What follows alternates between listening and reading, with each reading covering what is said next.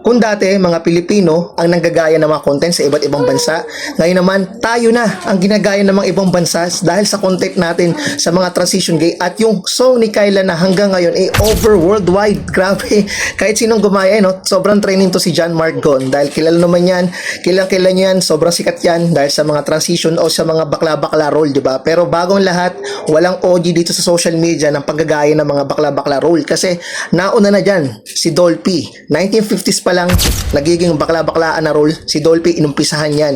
Bago pa man sumikat ang social media ha, marami na mga artista sa mainstream, mga movie. At isa na nga dyan si Dolphy, yan, si Roderick Paulate, isa sa mga magaling magbakla-bakla role, okay? Sa mga Tito Vic and Joey, ginawa na yan, Redford White, Babalu, lahat ng OG na mga komedyante, ginawa na mga bakla role, mga transition role na yan, okay? Bago pa mamauna to si John Mark na, may nagsasabi kasi si Ron Bulado daw ang OG, talaga, bago si John Mark, magkaibigan silang dalawa, nauna daw si Ron Bulado Jr. Pero wala namang kompetisyon yung dalawa kasi may mga collab-collab sila eh.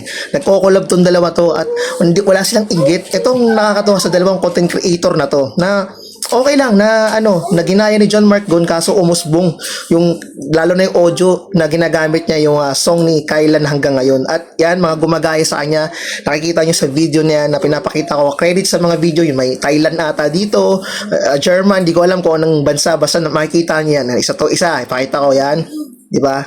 Tapos may parang Germany ata, mga ginagayang content. Okay. Tapos parang ito, alam ko sa Middle East ba to? Di ko kasi, basta yung isa alam ko, Thailand ata yun.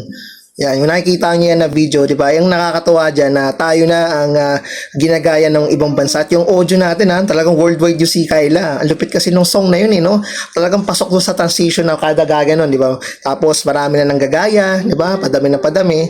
Pero may mas OG ho talaga sa mga ganyang bakla-bakla role, okay? Pero nakakatuwa dito, lahat naman ng mga ginagawa nila kasi may ugat, diba?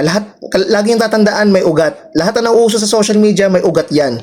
Merong pinakaming yan kung bakit, diba? Nung may nakuha kang isang idea sa dati pang luma-luma na mga 1950s, 60s, 70s, 80s, may nakita kang ganun, tapos may ginawa kang coating flavor, diba? Nuts. Tapos pasisikatin mo sa social media. Ayun, ikaw na yung magiging unique. Kumbaga branding yan eh. Diba? Kasi may issue din tayo sa mga gaya-gaya content. Masama bang gumaya? Kagaya ko, yung content ko to, nagagaya din naman ako. Meron akong idol sa mga reaction video na isa sa mga yan. Tatalakayin natin yan kasi mainit din yung usapan yan. Ganito na lang. Peace out.